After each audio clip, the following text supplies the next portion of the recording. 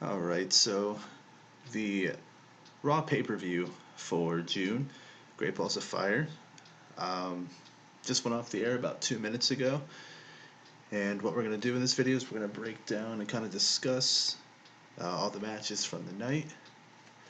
We're going to start off with the opening contest. It was Dean Ambrose defending the Intercontinental Championship against The Miz in a match where if Dean Ambrose got disqualified, he would lose and Miz would become champion. Overall, it was a pretty typical Ambrose Miz kind of match. Miz trying to get the DQ any way possible. Um, of course, even having Maurice aid him and whatnot, try to get him disqualified. Just basically doing the old tactic, heel route. Try to win the match dirty as opposed to trying to win it clean. Um, Miz actually he did end up winning the belt, which is nice to see. Ambrose held it since I believe they said January, and he hasn't really had really impactful, really championship matches. Like only his matches with Miz have been good. Like other than that, he really hasn't been doing anything, which just kind of worries me in a way because uh, whenever he was WWE champion, of course, he had those memorable brawls with AJ Styles. But going back to when Dean Ambrose, his first championship win was the United States Championship, which he won at Extreme Rules. He was a member of the Shield. He had a reign that was, I think it was close to a year, and a lot of people really criticized him because he didn't defend it too much. And I feel like that's what WWE's been, kind of having him as. He doesn't have these memorable matches, when he's IC champion or when he was United States champion. Um, Not too sure what they're going to have Ambrose really do next. I would really hate for them to continue Ambrose and Miz. They've kind of beat that with a dead horse for the last 5, 6 months. I mean, although they've had good matches, it's something we want to see fresh with both guys. Um, I know when Ambrose had that feud with Baron Corbin, that was actually a pretty interesting feud. I think it's so much because it was fresh. Next match was Sasha Banks and Rich Swann versus Noam Dar and Alicia Fox. To be completely honest, I wanted to nap during this match. It was kind of like my bathroom break, go get food match. I feel like it was just a time filler. I think this feud is completely bogus, stupid, and pointless. Completely, Sasha Banks going from being the first ever Iron Woman match, first ever women's Hell in a Cell. It was kind of a bummer to see, such talent from her just kind of go down the drain. Alicia Fox, I don't really think is in the same league as Sasha Banks, and Rich Swann and Noam Dar.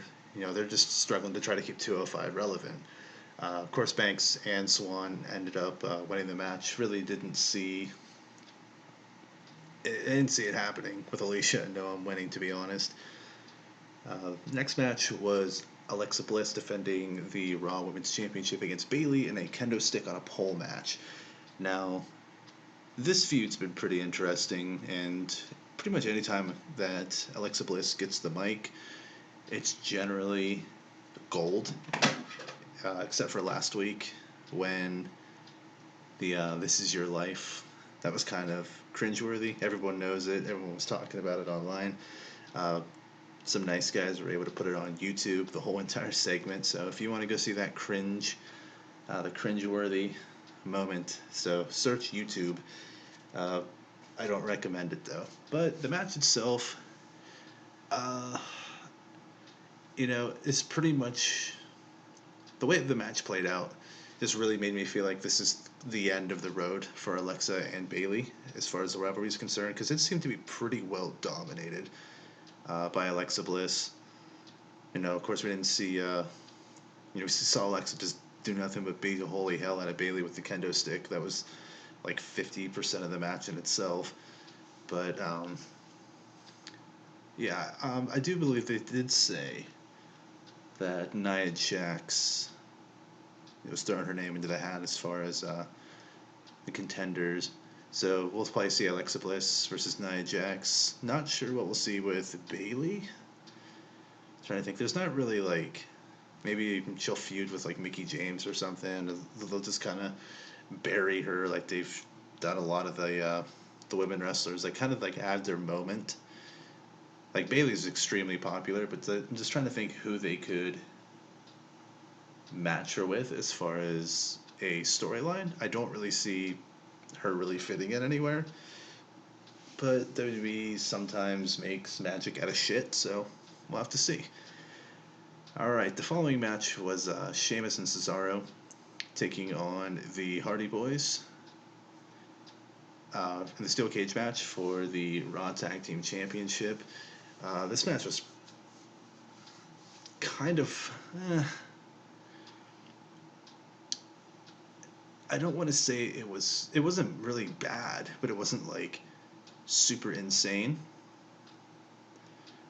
There were a few highlight points, especially like you couldn't have a match end without Jeff Hardy jumping off of something very high onto people with his whisper in the wind.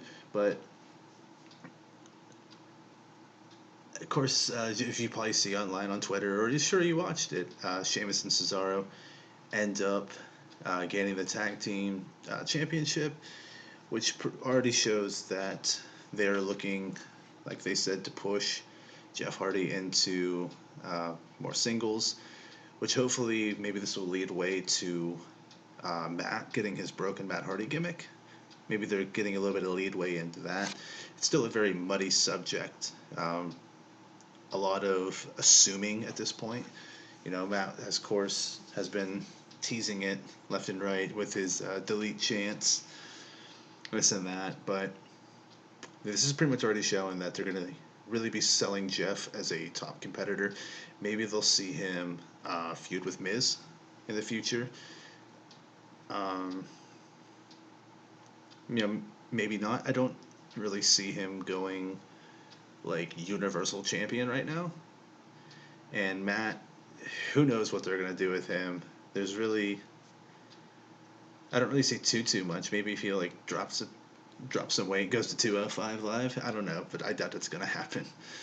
All right, the next match was Neville and Austin Aries in a submission match for the Cruiserweight Championship. This was actually a very good match. I didn't realize that it was going to be the co-main event. I honestly thought it was going to be like one of the first matches to go on, but it actually showed up to be a main event style matchup. It wasn't. It wasn't really slow paced by any means, and it really looked like that Austin Aries was going to get the win. Of course, he hits the last Chancellor and ends up rolling outside. But one thing that I didn't realize was like when he tapped out, I was thinking, oh man, Austin Aries is the new champ. Then I realized, okay, wait, he has to be in the ring. So, you know, he's still got Neville to tap. So they can still play off that storyline that, okay, Neville did tap. You know, he's tapped 2 weeks in a row. This going to give, but I think Austin Aries is pretty much the only person that can contend with Neville right now. Because if you look at 205 Live, like the top guys is pretty much Neville, Austin Aries, T.J. Perkins. I'm sorry, TJP, and Brian Kendrick sometimes, a little bit, except not really. But you know, the 205 Live just kind of has such a dry, you know, talent pool at the moment. Jack Gallagher is not really going to be. I don't see him elevating to, you know, become champion and whatnot. So I think they're going to probably beat the dead horse of Austin Aries versus Neville for a while until, you know, maybe they get some more talent for 205 Live, but who knows? Hideo Itami, I'm looking at you, buddy. All right, then the main event, the Fatal 5-Way. It was, you know, it was a match that Roman Reigns was in, and I know a lot of people were groaning, oh, he's going to be in the main event, but Roman haters, you get to rejoice because he didn't win the match. It was very good, though. Typical match that you would expect. It was completely chaotic. Of course, Joe and Bray had their little alliance for a little bit. Of course, got betrayed. But this was a match where we saw barricades broken, we saw tables getting smashed, and props to Seth Rollins because the last time I saw that whole jump off of the off the top ropes onto the table was when Shane did the elbow drop to AJ and like completely missed AJ. But when you look at Seth jump off that top rope, he like moves his body perfectly, and he hits square directly onto Bray and breaks the table. It did look like he kind of messed up his knee a little bit, but anyway, they also had, of course, the teasing that Finn Balor was gonna win, and then of course out of nowhere Samoa Joe wins. Um, Now I had a feeling it was gonna come down to either Seth Rollins and Samoa Joe. Of course, earlier on, I believe it was the Vegas odd bets had Samoa Joe being the odds-on favorite, but like right before the pay-per-view, it got switched, and Seth Rollins became the odds-on favorite, with Joe becoming like the secondary favorite. But it only made sense to have either Joe or Seth win, because if you look at the other competitors, Roman versus Lesnar, we saw that, been there, done that. It's been too soon. It's something that we definitely would not go over that well. Finn Balor, it would be cool to see him go against Brock Lesnar, but in reality, this feud he's leading up to with Bray Wyatt is going to be awesome.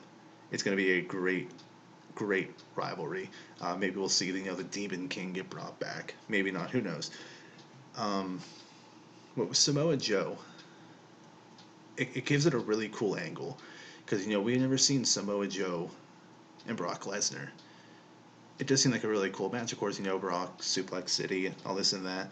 But Samoa Joe's a badass. Like, this isn't a dude who's like just gonna let you suplex him the entire match. I do think it was the right choice to have Samoa Joe win. WWE's obviously invested a lot in him because, of course, he's under Triple H's wing.